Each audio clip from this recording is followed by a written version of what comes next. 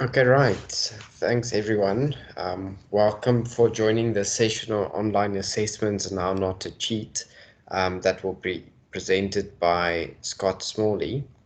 And this session forms part of the feedback series.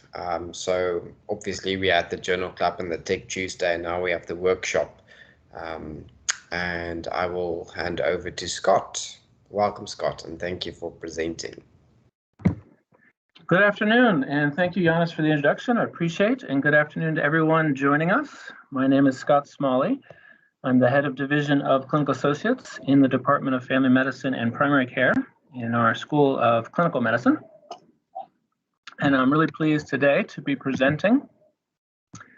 I'm going to start my PowerPoint. I just wanted to be sure that it's going to be in a right mode for everyone to see.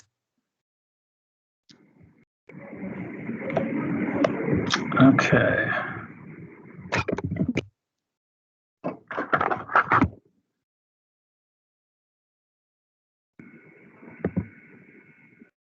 Okay, thank you. I think if I can just get confirmation, Giannis, that you're just seeing the PowerPoint at this time and a normal PowerPoint. Yes, we see just the slide. Okay, that's great. Thank you. I'm not sure if everyone has been thrown off today or yesterday by a different time in your laptop and then perhaps a different time on your watch or phone. Technology seems to be getting the best of us lately, and still after a year and a half of our online teaching, I think many of us are struggling with the different nuances. And online assessment is not unique to that at all. We've had to transition the last year and a half from what we've always done of face-to-face sessions to moving to online assessment. And this can be face-to-face online, or it might be it might be then remote online assessments. And when we talk about remote online assessments, we're talking about students in their home environment or students in the residence environment taking an assessment away from a face-to-face session, away from an invigilated session. And the first thing that probably comes to many minds is the possibility of academic dishonesty or cheating. And so I was very interested to kind of find out what is in the literature around academic dishonesty with online assessments and see if there might have been a type of framework or guidelines for how to manage this in this new COVID-19 blended learning environment. And I found this article, which was shared with everyone if they had an opportunity to read it beforehand, but I'll be going over it now. It's a secure online exams conceptual framework for South African universities in the social sciences and humanities open publication. And it was just a recent publication this year. And they're proposing a framework or guidelines for how they can run online assessments. And then that made me think is that within our department, we could together develop a set of guidelines for us to help guide us in the process of online assessments. So objectives for today's workshop is on discussing online assessments and identifying the pros and cons of this format and how we consider the integrity and students' experience. And then we'll spend some time talking about the dishonesty and how this can occur and what experiences you've had around this and what we as a department, as a school faculty can do to mitigate such of this dishonest practice and make for valid, reliable, and honest taking of tests. And we'll work towards improvements around this, and I really would like an open discussion.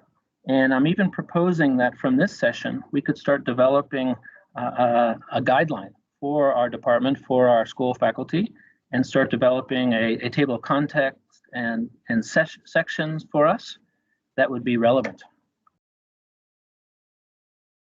I'm welcome to take any comments as we go along or any hands. I think, Giannis, if you don't mind just bringing up some questions that might come in the chat, worthy of stopping, or hands raised, because I don't have a second screen at this time.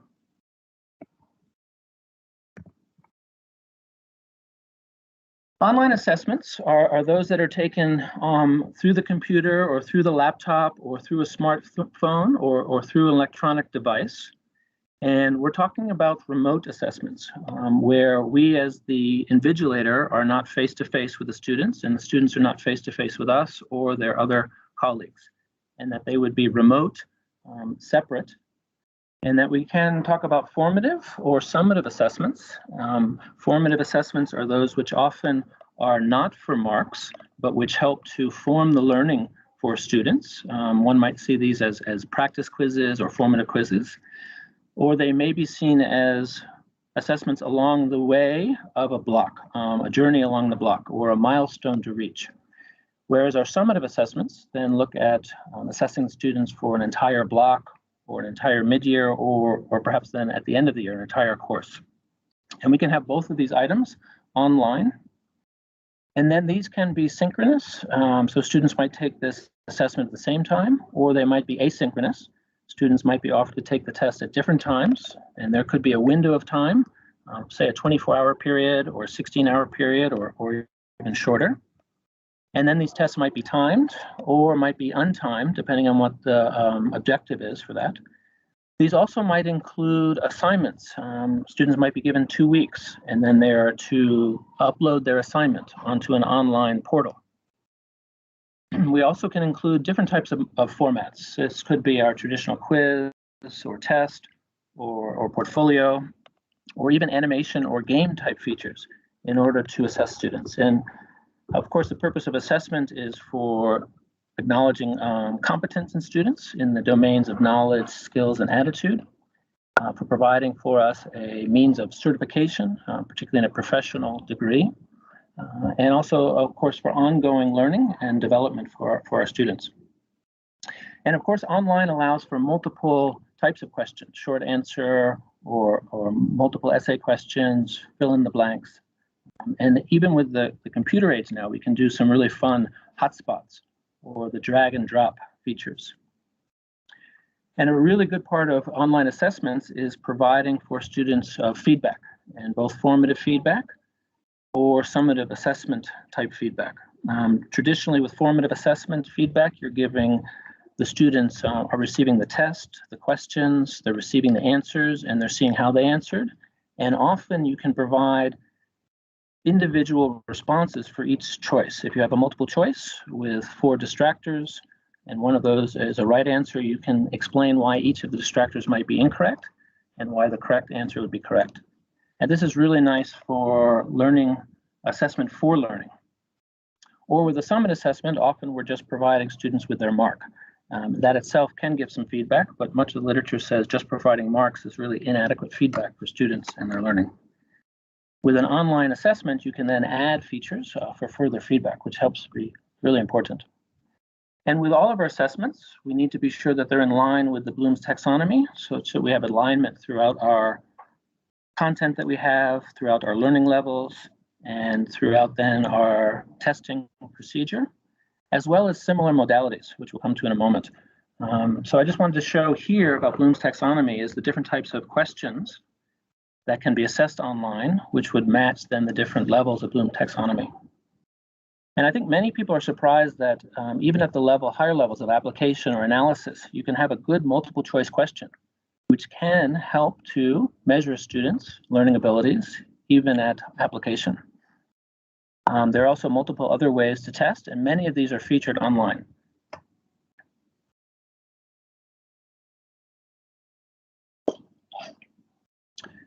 So online is not new for us. We've had distance learning, and as early as 5 years ago, South Africa went through a process of a policy framework for trying to develop and define distance education. And this followed a white paper in 2014, and even some earlier programs that started providing distance learning. And we've now recently seen that distance learning is sometimes not a choice, but must be actually done. Situations such as the fees must fall. Of course, our university closed down for 3 to 4 weeks during that protest time.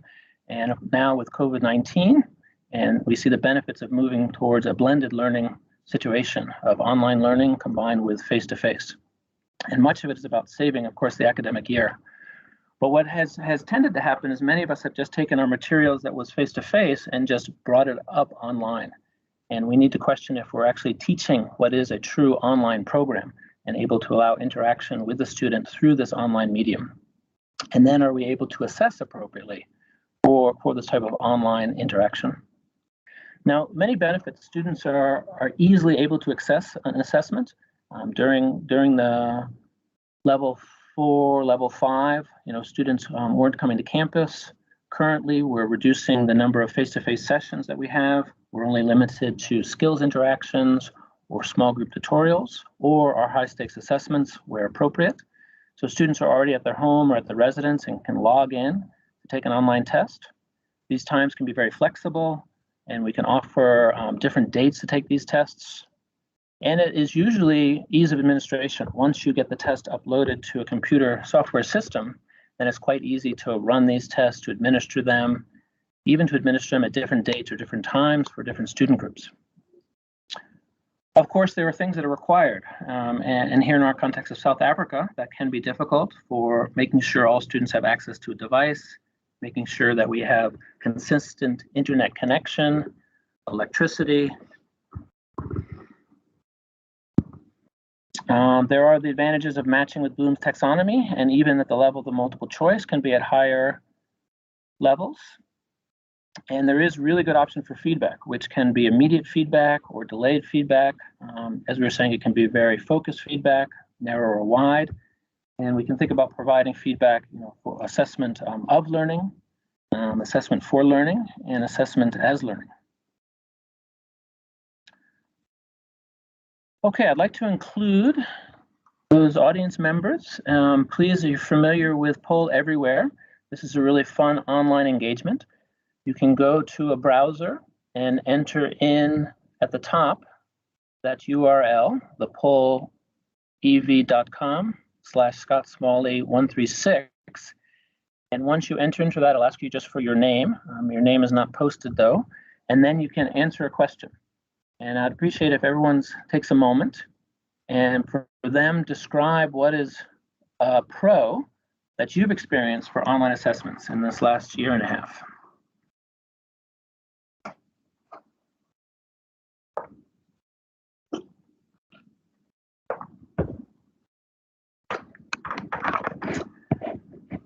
So just take a moment to enter your URL, and then it should come up to be able to provide you with the option for answering. And then we can get a word map that starts coming up. And different words will come up that everyone's entering.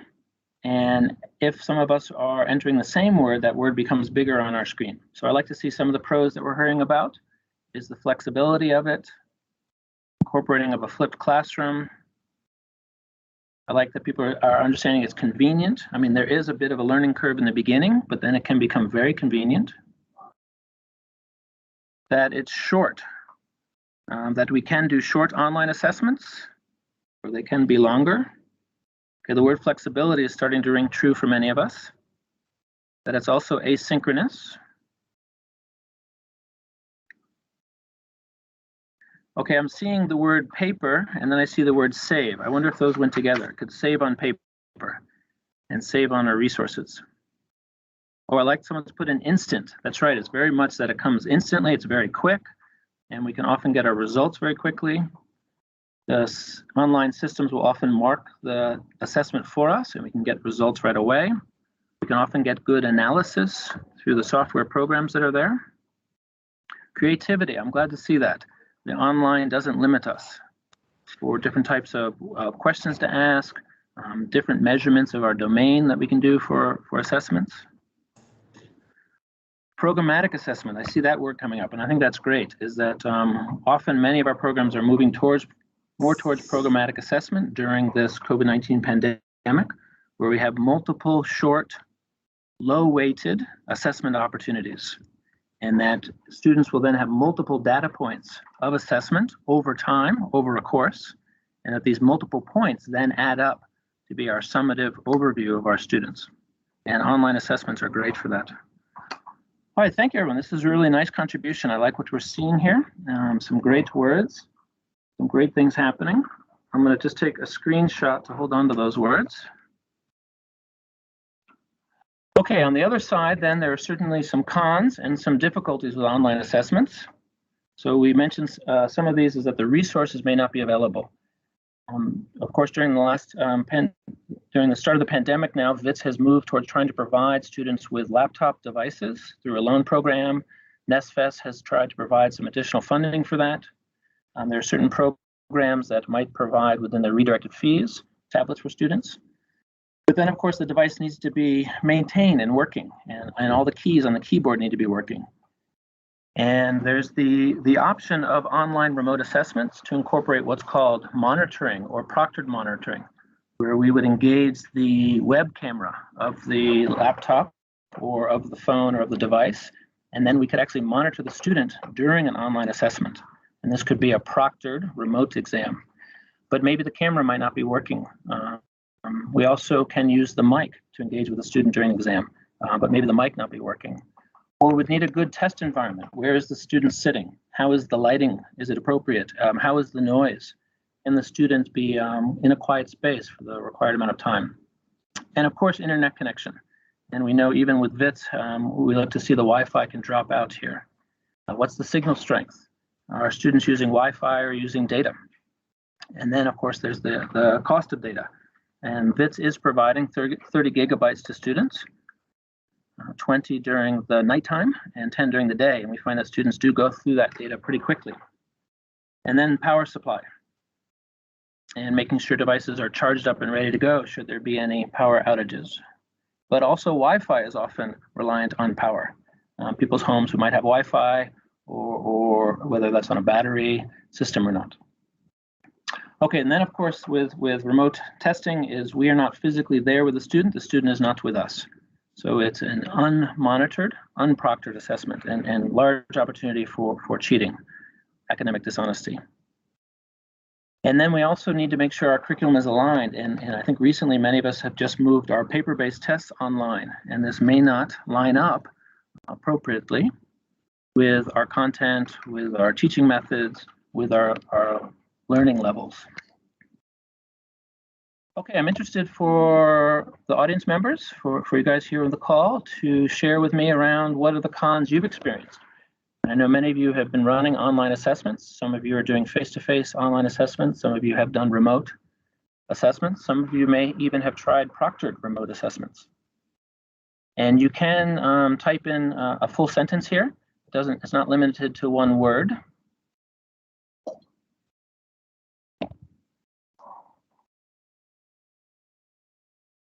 Okay, so we're seeing some fraudulent activities as problems. We're seeing, of course, network. Don't worry about repeating. So if it's been mentioned already, I want to hear what experience you've had. Load shedding. Okay, confidence, and nice might be confidence of us as the educators setting it up or the students taking it. Students talking on WhatsApp to each other. Loss of a device. Yes, we've often reported students might lose their device. The device might be stolen. Okay, I like that maintaining the NQF alignment. Network is a common one. Connectivity is a common problem. And I'm sure most of us have probably experienced all of these happening. Okay, difficult to impose consistent requirements, right, on different contexts, different settings, students with different devices. Like students don't have access to an invigilator to ask questions. And then a noisy environment at home or perhaps in their residence, or perhaps they're going out to an internet cafe and it can be noisy.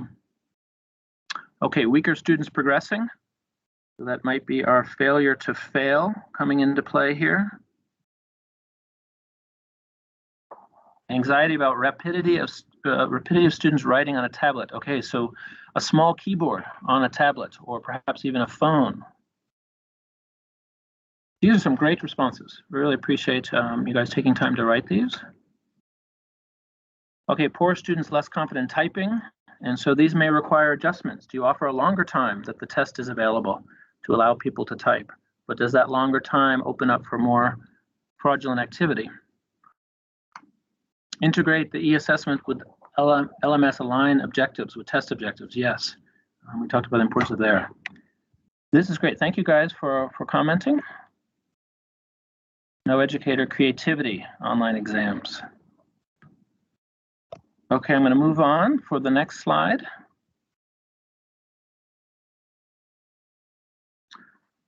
Okay, within the research that I was looking at in this article is they gathered quite a few different studies around online assessments and around students' experiences and educator experiences. And I wanted to bring this here to the team and see if this sounded familiar and if it matched with some of our pros and cons that we've been talking about.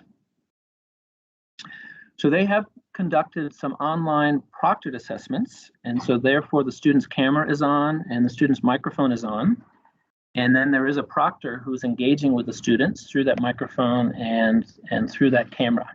And they are showing that studies of these types of proctored exams have similar results as traditional assessments, where they're done in the classroom or in the computer lab with someone invigilating.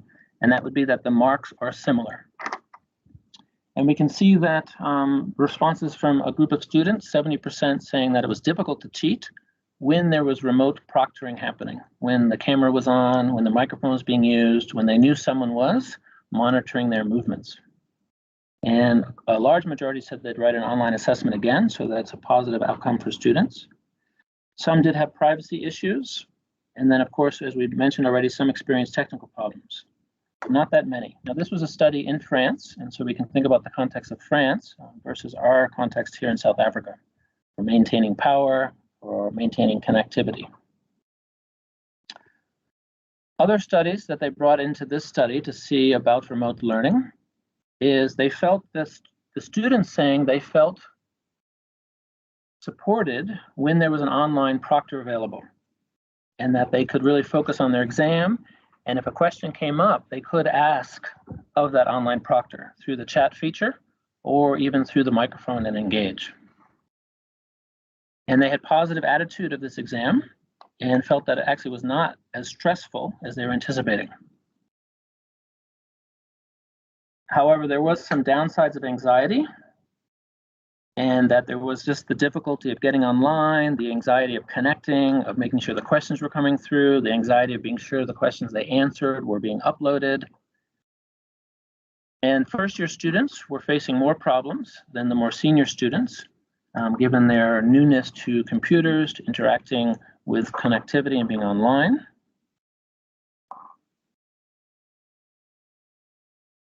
Now, another study, though, showed that online proctored exams had very low performance and high anxiety, and that students were anxious knowing that a proctor was viewing them all the time through the camera.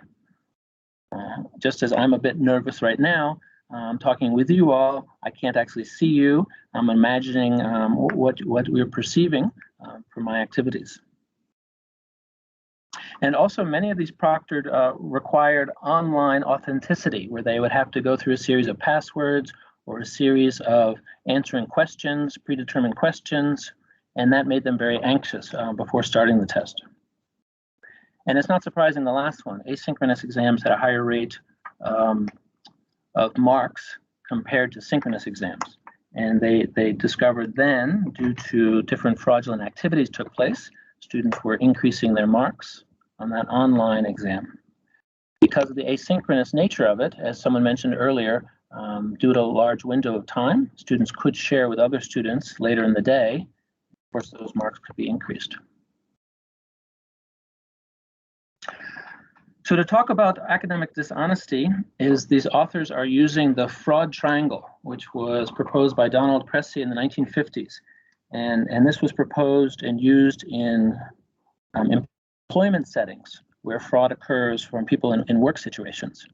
And they can apply it now to online academic dishonesty, and that students would engage in dishonest behavior if 3 of these things end up being present, and that there's pressure or incentive, that there's an opportunity, and that one is able to rationalize or adjust their attitude. And they found that students violated their own trust and often looked towards wanting to get better marks if they were pressurized for better marks or felt there was an incentive to get that. Often parents putting on the pressure, or peer groups, or teachers ourselves. And also around good grades being linked to grants or being linked to a bursary. And the authors in this article noted that, of course, many of our students have NSFES, and NSFES only provides a certain number of years of study, and one needs to pass in order to continue with their bursary. And then they found that if there's a pressure and incentive plus an opportunity, then students would adjust their own internal system and take a chance of cheating, and particularly if they perceive the risk being very low. One study showed of 842 students that 25% did cheat, and of those, almost half said they would cheat again on an online assessment, and that they felt that there was not, that it was easy to cheat and there weren't consequences and no one was getting caught, so that they could cheat again. And then finally, one is able to rationalize internally and say everyone else is doing it, I won't get caught, or it's not my job to make the system safe. So if there's a loophole, I'll take advantage of that. If the door is open, I'll walk through it. So as we develop our online framework or guidelines, I think it's important for us to be looking at these reasons that students might cheat and see how we could make adjustments to reduce this, how we have control systems within an online assessment that would limit the opportunities for students, or how we provide an honor pledge, which would make it more difficult for students to rationalize that they're cheating when they sign an honor pledge. Okay, I'm interested to know from your experience, and please describe as much in detail, what are ways that you have identified some of your students cheating on online assessments, or ways that you think that they've done this?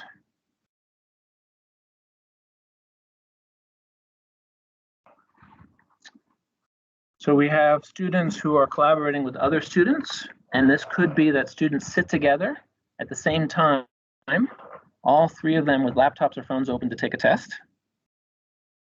Or a single student might have their notebook open,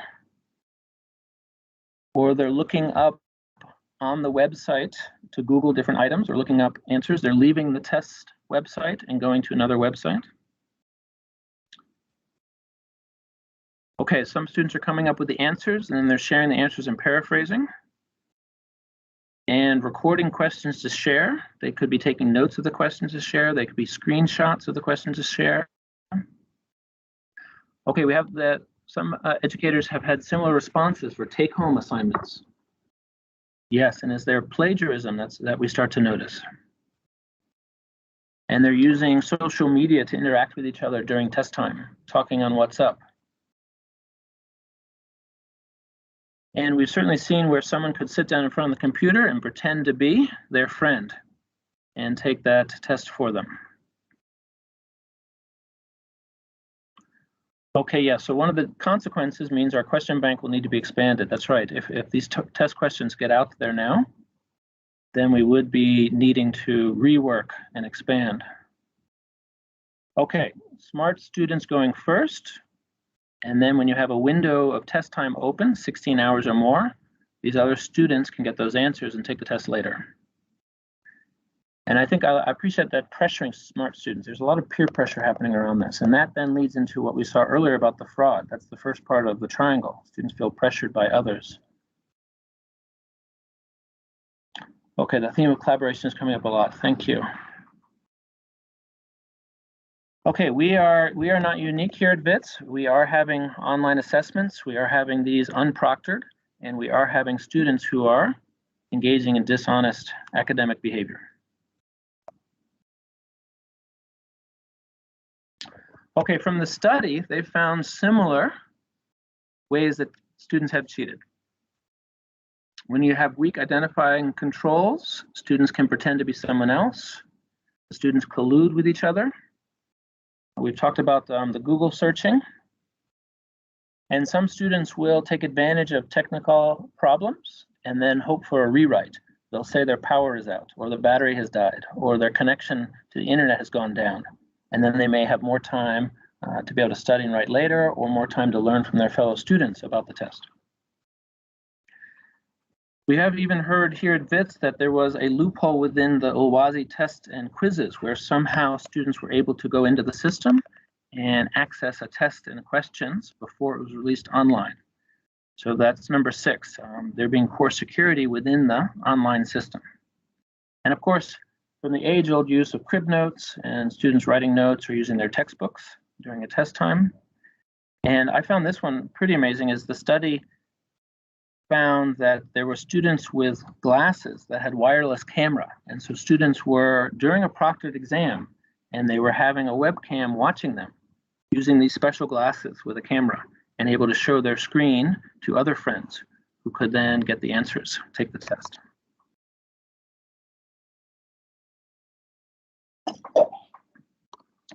Ways for us to improve. How can we as a department, as a school, as a faculty improve for our online assessments and reduce the chance of cheating and be able to have this an effective form of measuring students' competence? As I mentioned earlier, is that in 2017, South Africa started a process of a policy framework, actually started in 2014, further developed it. I have downloaded this framework and I've read through it, and it provides guidelines on distance learning and remote online learning, but it provides very little guidance on assessments. Actually, the only place that's mentioned is the quote here, an assessment and examination regime that ensures integrity and credibility, and that this must be put in place. But it doesn't provide much of guidelines at all. Now, the US, which is known for enacting laws, actually has enacted a law in 2008 around online services, and the integrity of student work and the credibility of degrees and credits must hinge on appropriate online assessment process.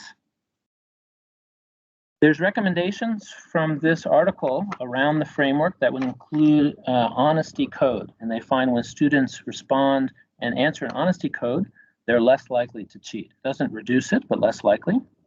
And they also say where institutions promote a good culture of honesty and where they promote and discourage fraud activities and where consequences are followed through. And then employing different technologies, which one can set up on a proctored assessment situation, such as biometrics. We have the fingerprint capabilities within some laptops. We have webcams, of course, to watch. Then there's some software programs that will watch a student's movements. And if they leave the screen in order to, say, get a book or get something, or if they start using their hands in different ways, or if they bring in a telephone onto the screen, or if some other person comes into the screen. Also the microphone, if they hear other voices. And there's a whole algorithm set about low risk, medium risk, or high risk. And this can inform the proctor who can stop the exam. Other techniques is they do question and answers. So students are given certain questions and answers, which only they know about. And so only that student in particular could answer that question. A proctor online could ask the question, and they know a specific answer from each student to verify it is that student. And then, as some has put in the chat already, is doing post-analysis review and seeing if marks have changed or plagiarism has changed. Now I'm coming to the end of my talk here, but I want to then open up discussion around this. Is the final slides here looking at what the authors are proposing, and they talking about a holistic framework which could be successful in our South African context. And where possible, we should do online remote exams that are proctored. And so we have a system where students could often authenticate themselves and have a login process. You know, currently many of our systems have a password attached to a user, but we could go further, include fingerprints, or include video recognition, or include this question and answer. And then they propose during the assessment to have continuous monitoring through camera or through recordings or through systems where they would look at the algorithms for people's movements or voice or sound. They also can have keystroke recognition, and algorithms can interpret what's being typed and how long people are pausing between typing. And then you also can lock down the browser. So once you're on the assessment browser page, you can't leave to Google. Now, these, of course, aren't foolproof, because someone could bring in their phone, have it to the side, set it just right on their screen where it's not visible from the web camera. And then they recommend short time limits, short windows. And I think a lot of people are learning about this. We had 24-hour windows, but we've shortened it down to 4 hours. We're even offering synchronous tests. Everyone will get online at the same time remotely. And of course, within the test, you can randomize the questions, you can randomize the answers. This can help to reduce some of that. But it seems that maybe number 4 is more important, in that with the fraud triangle is one of the ways to really help is creating a culture of honesty and having students enrolling in ethics courses, having an honors pledge, and creating integrity policies throughout the university.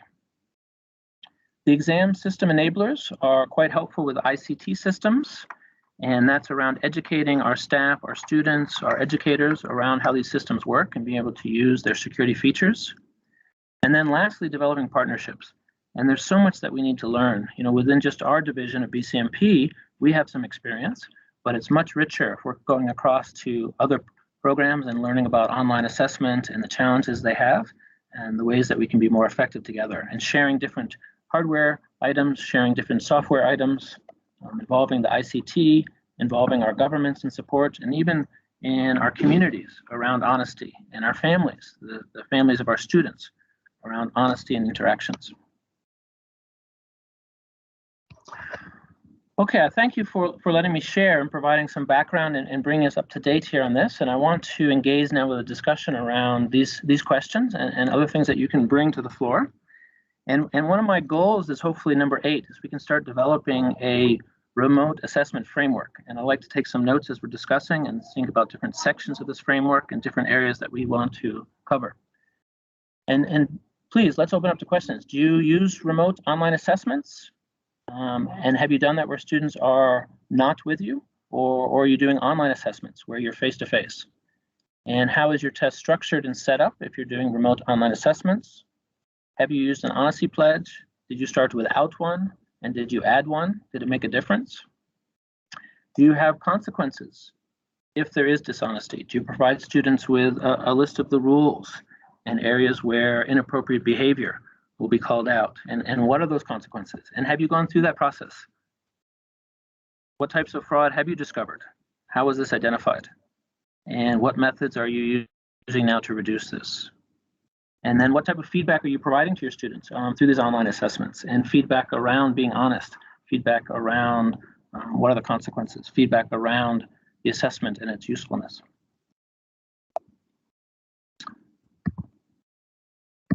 Okay, I think if I can then, Giannis, if I stop sharing my screen, I'm able to see questions and engage and open up for discussion and see what some comments are around this.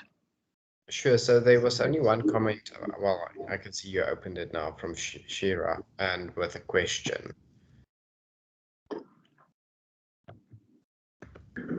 Okay, thank you, Shira. Instead of upping the tech necessary for exam integrity, what about designing exam questions that require personal interpretation of questions rather than recognizing facts? Yes.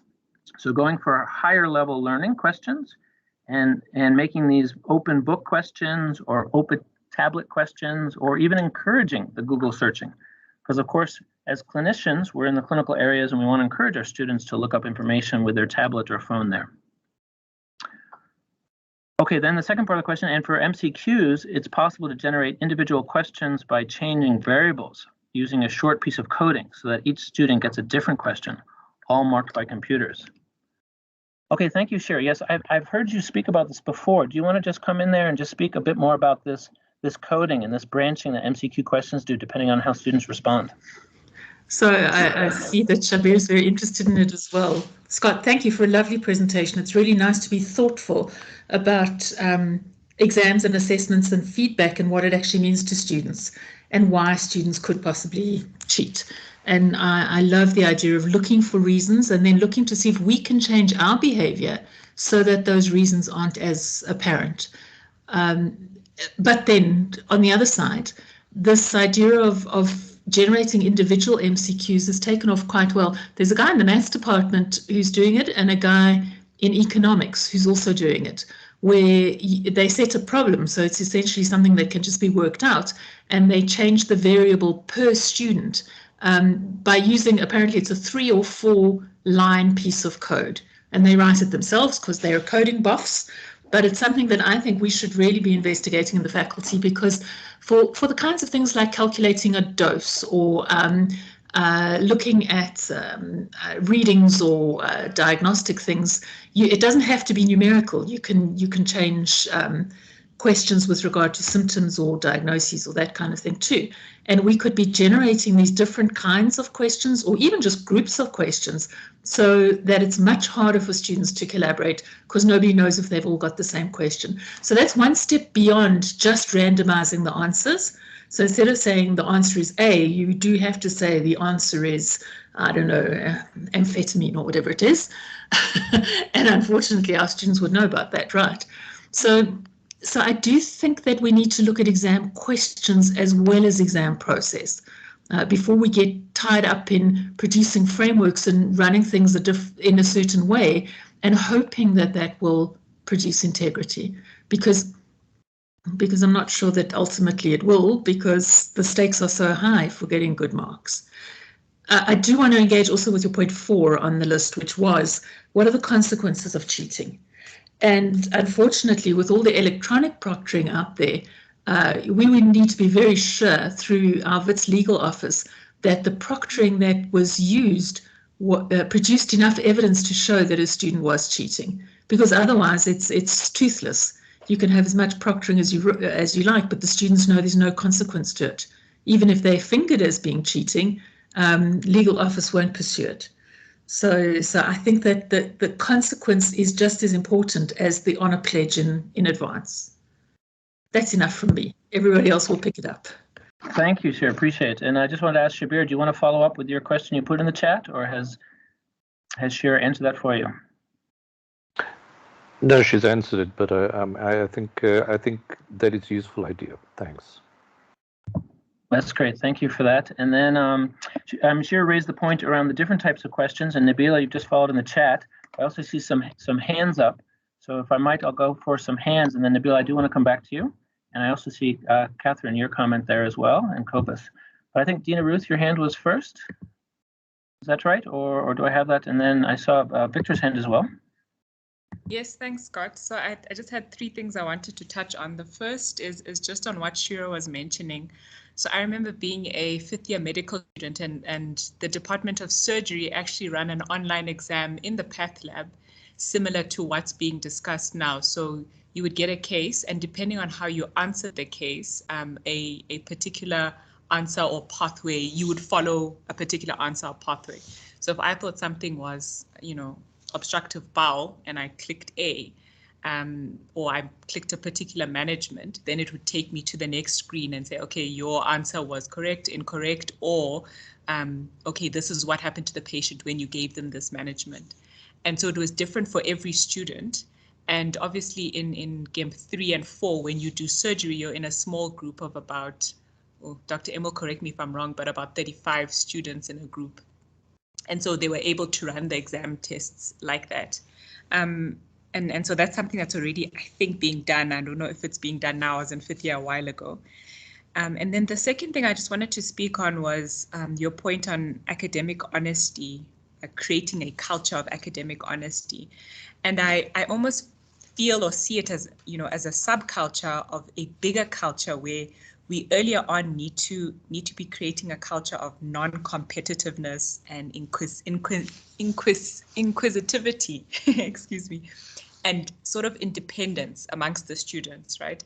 And I think from there, then maybe academic honesty comes in. So if you have a student who is not competitive, who's inquisitive, wanting to learn, wanting to know, wanting to apply, and independent, then creating a culture of honesty, maybe academic honesty, maybe a little more simpler. I'm not sure. It would be nice to hear what people on the call have to say.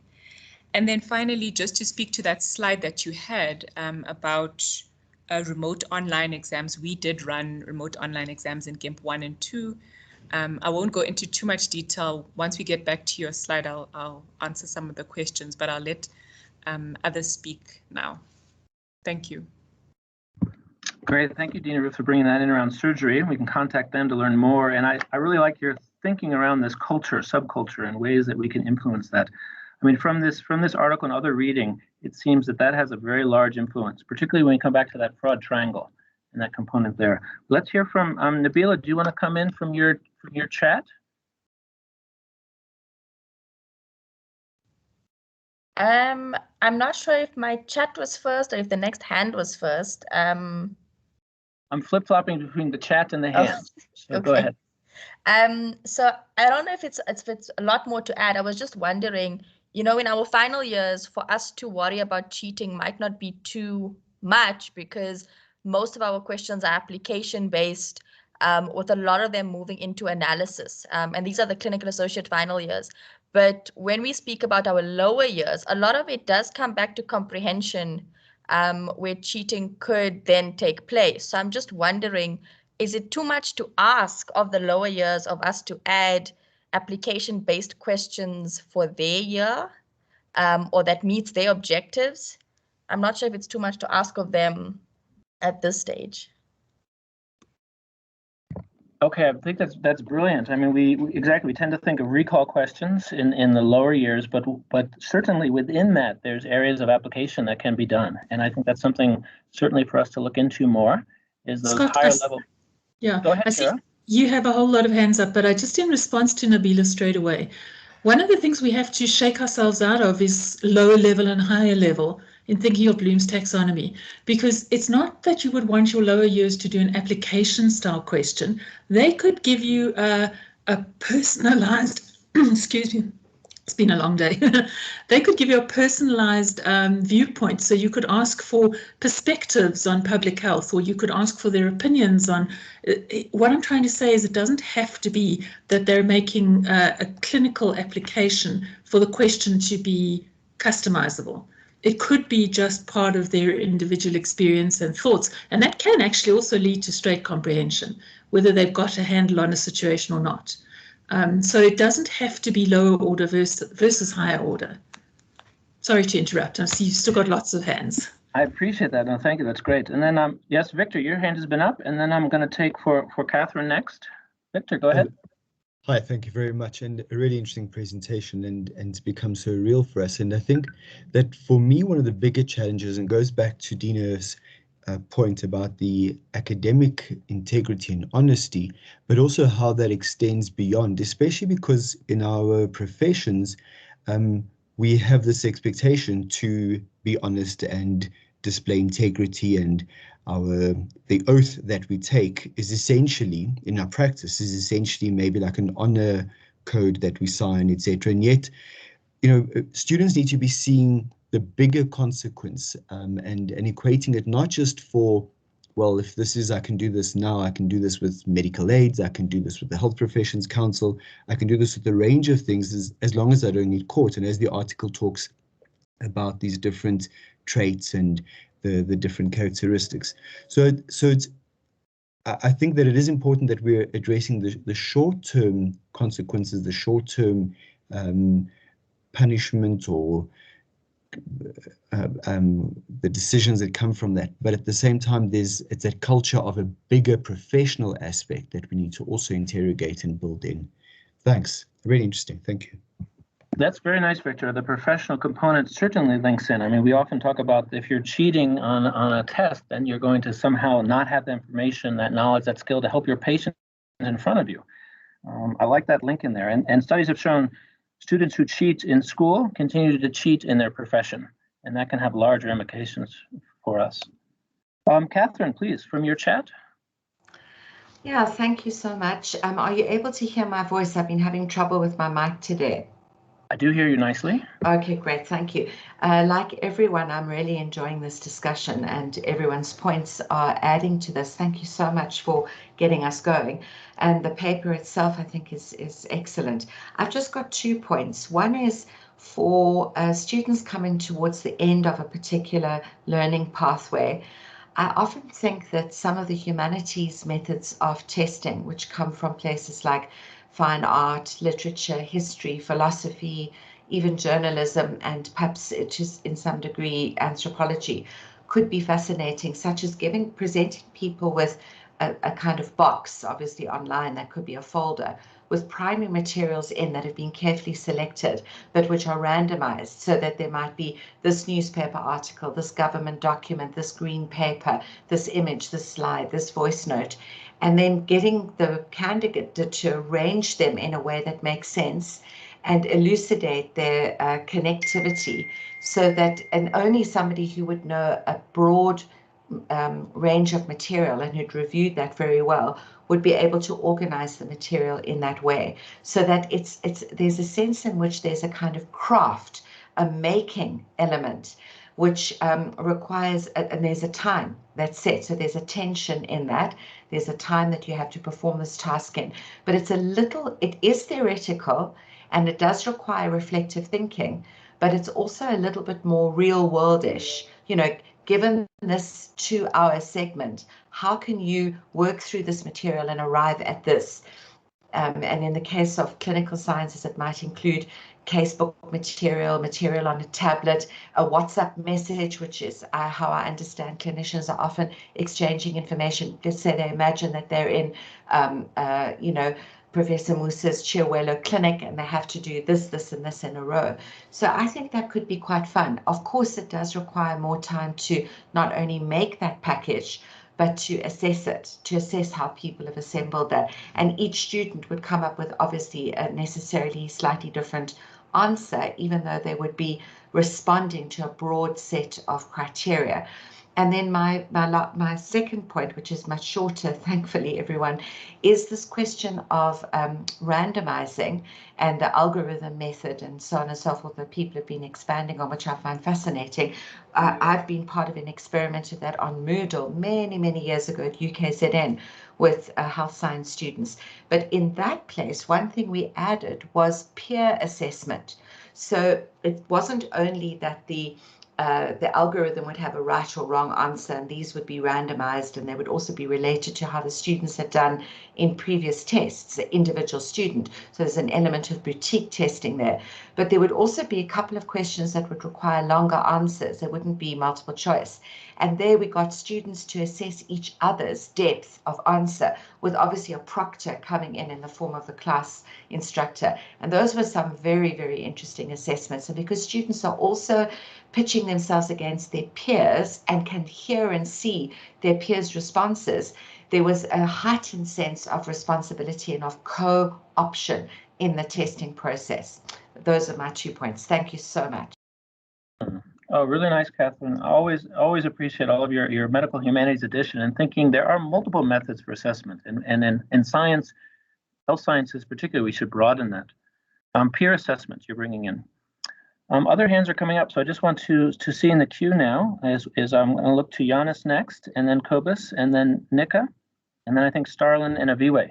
So please let's hear from all of you. Go ahead, Giannis. So, well, actually, I stated my point in the chat. I definitely think, well, we need to change culture in 2 ways. First of all, for staff, thinking about assessment and that we must have tests and exams. I definitely think we need to change that we, you know, be so test and exam driven rather than thinking about other types of assessment. Because part of the reason why we had tests and exams was so that we could test that people were able to memorize what you know, what they had to learn, because we didn't have access to information in the middle of nowhere. Today, that's not the issue. The issue is, how do you synthesize? How do you evaluate good resources, etc.? Those are the skills that we need to focus on in assessment. And the question or the discussion that went around with students sharing information on WhatsApp and so forth, I think, you know, that shows resourcefulness. That's sort of something that you need to bring into your assignment. So yeah, I think that when we think about our assessment, we need to think about designing it around the 21st century skills or competencies that students need to develop. And then the other thing is still the culture with students, sort of to also create that culture of honesty. But yeah, that's my 2 cents. Thank you, and I appreciate how this discussion is going. I mean, the framework that's proposed by these authors is the technological solutions, but also the humanistic solutions. And I think in South Africa, we want to be embracing both of those. I mean, to follow just technology, we may find ourselves trapped. And it is requiring us to do some real broad change thinking that's happening now. So Kobus is next, and then Nika, and then Starlin. and then Aviwe, and then Anastasia. I see you dropped something in the chat. Please go ahead, Cobus. Thanks. I just want to say about the, just to go back a bit, changing variables and questions so that they change per student. That is very possible. I was involved in such a project a couple of years ago.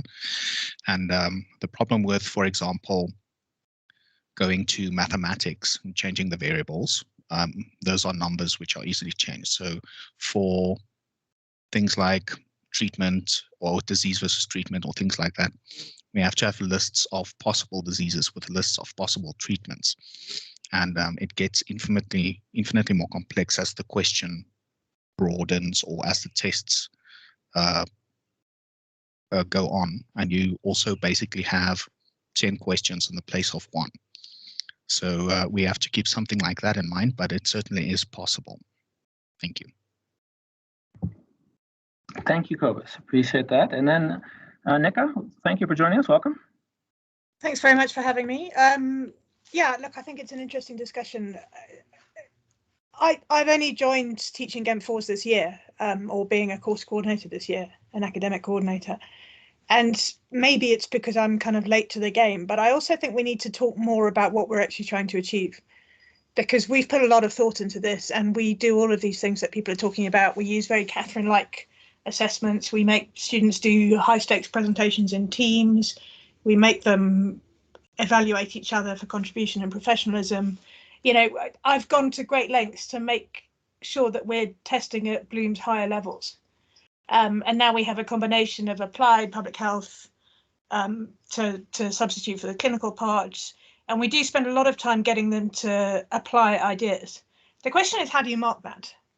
Because are we trying to see that they've paid attention and they've understood the ideas, and after that they get enough points to pass? Or are we trying to, I mean, the problem is that it's a mixed ability class. They're all bright, but some of them find it easier to engage and debate than others. Do we kind of give extra points? Because some of them are incredibly bright and they do sort of registrar level presentations. But I've kind of, the problem about, especially those branch and tree questions where, you know, they get 2 marks for a short answer at the beginning, and then if they get it wrong or they misunderstand the question, then they get no marks for the subsequent 4 and 6 mark chunks. I feel like we need to have some values conversations about, you know, by the time they get to final year of a course like GEMP, are we trying to get them through as long as they kind of go through the motions of attending, applying, engaging, and, you know, go with the view that they can always look something up if they need the detail? Or are we actually trying to kind of differentiate and give a range of marks so that some of them can get distinctions? I've kind of, maybe these conversations have happened, but it's not accessible, the kind of consensus decision on those things if they have had those conversations. So I don't know if they'll come up in curriculum review discussions or what, but I found it quite hard to kind of get the consensus view or the house style in terms of what we're trying to achieve here. And I think all the technical, you know, how do you structure the question and how do you do it online stuff flows from that. So I don't know if we can have those conversations a bit more often. Thanks. Really nice input, Nick, and I think also really appropriate as you're saying, and new coordinators, you've been able to look at a course with new eyes and often bringing to that. Sometimes the trouble is these courses are stuck and we try to revise them, revamp them, but when you have something new, you have opportunity like this to bring in those assessments and really good conversation around, you know, why are we having the marks, and are they to distinguish students? Are they to pass? Are they to make sure they're safe? Just looking at the different domains that Shira's, you know, asking, what are we examining for? And all this comes in line. Is it then appropriate to do this online for that type of assessment? Because we can have multiple modals, you know, for assessing people. And maybe even in this time, do we need online assessments? Maybe we scrap them and we go with the whole different types of modalities. Then we don't have to worry about cheating. But I think I want to hear from a few more here, particularly from Starlin, because I know Starlin is working on the software for proctoring and how that technology could help us. We've had some nice conversations around the humanistic side. So Starlin, you're next, and then Aviwe, and then Anastasia. Starlin. So hi, Scott. Hi, everybody. We've evaluated 2 types of proctoring, remote proctoring and having an on-site proctor. And the one thing that has assisted students is having an internal bot built into the system with generalized types of questions. Your microphone's not working. Oh, the bot will sort that out for you because it's 2 a.m. and there's nobody available to issue any form of technical support. So bots and the Internet of Things really make this more fluid and easier for students to actually grasp. So with regards to remote proctoring, we would have a transcript of data basically banked for review based on how many violations or how you violated the system, and that is pre-set up by you. So if you determine that 20 blinks is a violation, stepping out of your exam venue is a violation, these are all customizable for you to actually build into the system. So there are a range of variables that you can actually put forward. I would put these as cheating marquees that you could use for the system to actually pick up on or detect as cheating. So this is all done by a program that would evaluate you whilst you're sitting in front of the computer. But when you integrate this with the Internet of Things, you could wake up a computer that's asleep overseas using a little wake on land packet that would wake up the computer, track its location, know where the student has taken this exam from, by adding that as a prescriptive measure. If the device is actually lost, you could track it via this particular program as well. So there are a range of levels of integration, and I think we should actually start with integrating your LMS system with your e-assessment platform, so that you could test based on outcomes that were taught in the classroom. And having that level of integration would allow you to actually align your test much more easily with outcomes that are based on your teaching methods. That's basically what I wanted to say. Thank you, Scott. Appreciate very much, Starling. Of course, the technical side of remote proctoring and use of web camera and algorithms and watching a student. I think we're looking forward to having this technology available at WITS, and of course, it's one of the many things we must be looking into. But I think we're talking. All of us acknowledging the multiple levels, multiple levers we must be pulling to make appropriate change in this new COVID blended learning time. We are coming just towards the end of our time. I do wanted to give Aviwe a chance to talk, and Anastasia. Aviwe? Thank you, Scott. I'll try to be short. I thought Dina's comment was very interesting. I wanted to draw on what she had spoken about in relation to the cheating culture. And so as I was thinking about it, I was thinking of, how do we then get to the core of what created that culture? Up until we do that, I don't know if we're going to really address the problem. So we've spoken about their pressures to succeed within medical education. We've spoken about the assessment structures and how sometimes it's easy for the students to cheat if there are questions, in the lower levels of Bloom's taxonomy. But cheating is not a new concept. It stems all the way down to basic education. It probably happens there. And then high school and matric, and it's almost like a ripple effect. So I was just trying to think, how do we then create a new culture? Because I think that would be part of, starting to address the problem, is that we need to think about how do we change the culture that we have now. And I'm not so sure that the answer lies solely with the academics or the educators. I really think that it's the individual. It's about the individual. An individual is going to cheat. So to strive to get that academic honesty, I feel like the power dynamics need to change. Like, how do we empower the student? How do we relieve the fear and anxiety? Because they're all anxious, they want to pass, they want the marks. That's really the currency. Whether they understand the information or not, it doesn't matter. They don't see the implications for the future. So the new culture should be about that curiosity that Dina is speaking about. And the value for education needs to be seen by the student, not only by the educators. And I don't know how that really happens, but I think that might be where the crux is, that how do we start from primary school? The value of education needs to be seen by them as well as us, not only always by us. Yeah. Very nice comments of you. And again, the humanistic side, bringing that in, and what we as educators are working with, but we can't be the only solution. The value of education, the curiosity, the inquisitory nature of our students.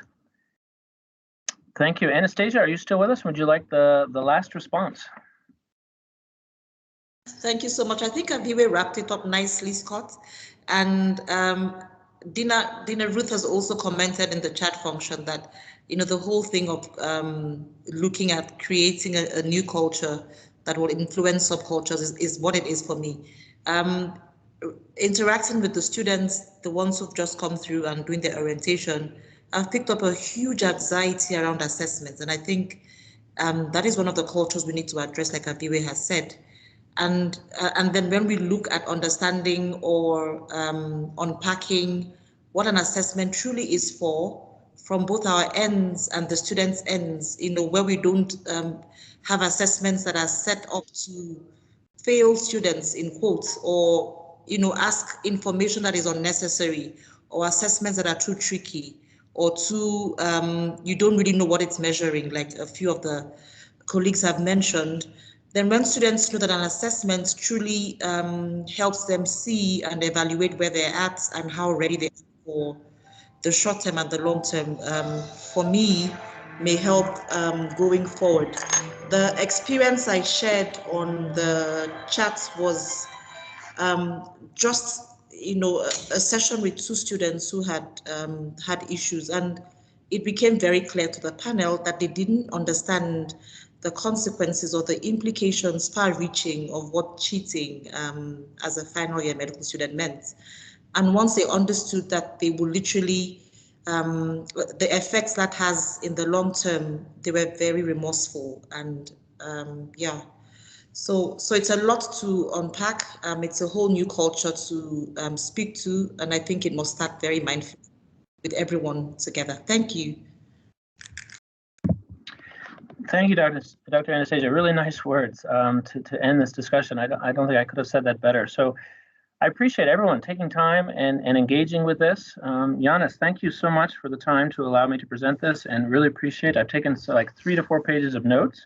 I want to start a guidelines or framework and documenting what you guys have prescribed around ways that we can make a change really around our assessment process and linking it to online. And I'll be sharing it with others to make some comments around this. I hope that it could be a movement for change for us. Thank you all. Appreciate it. Scott, thank you, Giannis. Thank you, Shira. Very much. So on behalf of the joint Journal Club and learning sessions, I really want to thank you for your input this afternoon and your very thoughtful prompting of people engaging with the material. And it just goes to show how very thirsty we all are to think together, and also to think about different things. So if we're trying to provoke curiosity in the students, we certainly have curiosity in the staff. So I really appreciate you giving us your time and energy this afternoon. And just a heads up for the rest of the team that next week we'll be engaging again with the next step in writing your teaching portfolio. So moving on from your philosophy and how to incorporate all the content that you need into developing a teaching portfolio for certain purposes like promotion or probation or keeping a record for the rest of your life. So we look forward to seeing you all at 2 next Tuesday, and Giannis will send the notice. Thanks everyone for coming along. Have a good afternoon. Bye.